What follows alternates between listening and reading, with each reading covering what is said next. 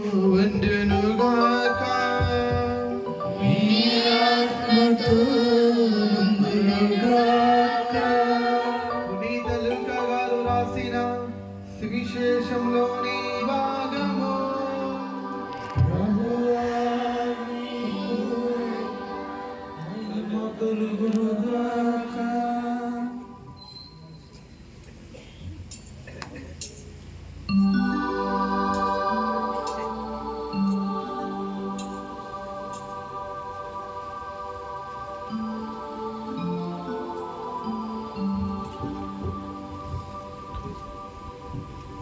లూకా సువార్త 24వ అధ్యాయము పవిత్ర వచనములు 1 నుండి 12 వరకు.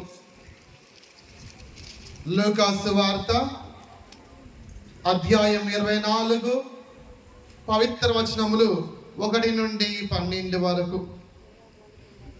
ఆదివారం వేకువజామున ఆ స్త్రీలు తాము సిద్ధపరిచిన సుగంధ ద్రవ్యము తీసుకొని సమాధి వద్దకు వచ్చేది.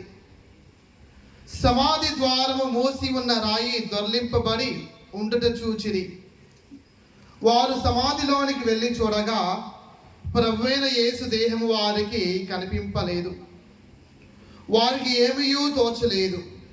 అప్పుడు ఇరువురు పురుషులు ప్రకాశవంతమైన వస్త్రం ధరించి వారి చెంత నిలుచుండిరి.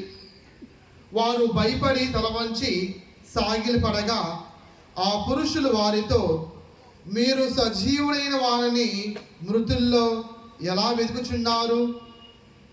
ఆయన ఇక్కడ లేడు, లేచి ఉన్నాడు.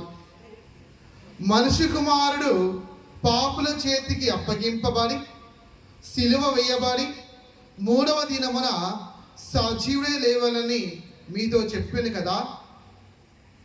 ఆయన గలిలీలో ఉన్నప్పుడు మీతో చెప్పిన మాటలు స్మరింపుడు అనేది. యేసు పలుకులు అప్పుడు వారికి జ్ఞప్తిక వచ్చినవి.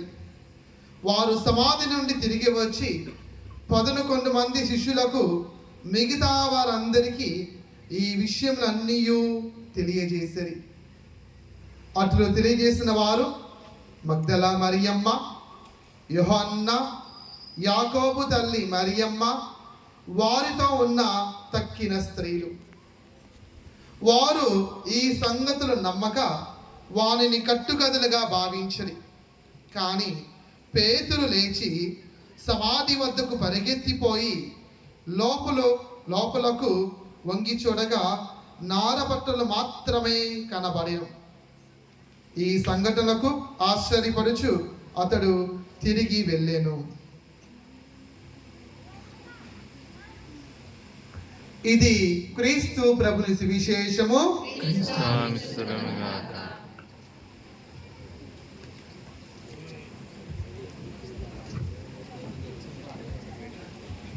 దివ్య బలి పూజలు సమర్పిస్తున్నటువంటి కుటుంబాలు